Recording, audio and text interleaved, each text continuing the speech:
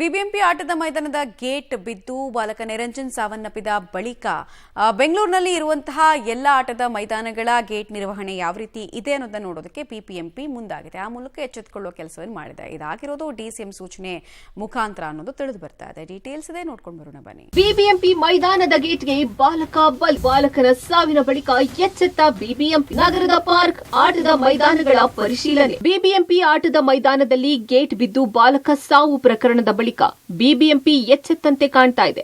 ಬೆಂಗಳೂರಿನಲ್ಲಿ ಇರುವ ಎಲ್ಲಾ ಆಟದ ಮೈದಾನಗಳ ಪರಿಶೀಲನೆಗೆ ಡಿಸಿಎಂ ಸೂಚಿಸಿದ್ದಾರೆ.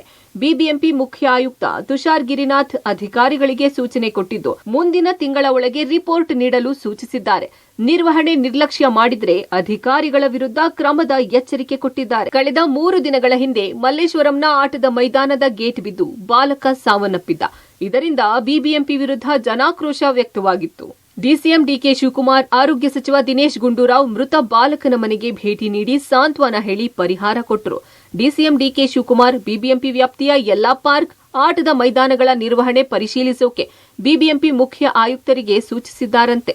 ನೋಡ್ತೀವಿ, ಅದು ಹೇಳಿದ್ದಾರೆ, ಅದೊಂದು ವರದಿ ಬರಲಿ ಅಂತ ಹೇಳಿದ್ದೀನಿ. ಎಲ್ಲ ಚೆಕ್ ಮಾಡಿಸ್ತಾ ಇದ್ದೀನಿ, ಎಲ್ಲ ಚೆಕ್ ಮಾಡಿಸ್ತಾ ಇದ್ದೀನಿ. ಬೆಂಗಳೂರು ಎಲ್ಲ ಸ್ಟೇಡಿಯಂಗಳೆಲ್ಲ ಚೆಕ್ ಮಾಡಿಸ್ತಾ ಇದ್ದೀವಿ, ಎಲ್ಲ ಹೇಳಿದೀವಿ. ಇನ್ನು ಬಿಬಿಎಂಪಿ ಮುಖ್ಯ ಆಯುಕ್ತ ತುಷಾರ್ ಗಿರಿನಾಥ್ ಪ್ರತಿಕ್ರಿಯಿಸಿ, ನಗರದ ಪಾರ್ಕ್ ಮೈದಾನ ಪರಿಶೀಲನೆ ಮಾಡ್ತೇವೆ, ಹಣ ಮೀಸಲಿಟ್ಟು ಅಭಿವೃದ್ಧಿ ಮಾಡ್ತೇವೆ.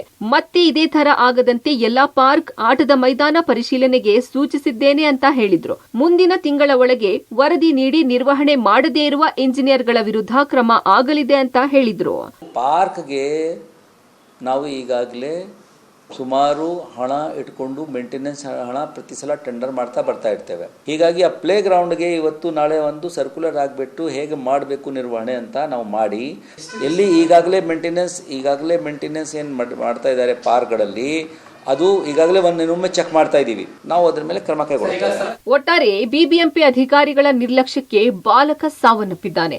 ಈಗ ನಗರದ ಎಲ್ಲಾ ಪಾರ್ಕ್ ಆಟದ ಮೈದಾನಗಳ ಪರಿಶೀಲನೆ ಮಾಡ್ತೇವೆ ಅಂತ ಹೇಳಿದ್ದು, ಈ ಬಗ್ಗೆ ಎಷ್ಟರ ಮಟ್ಟಿಗೆ ಕ್ರಮ ವಹಿಸುತ್ತಾರೆ ಅನ್ನೋದನ್ನ ಕಾದು ನೋಡಬೇಕಿದೆ.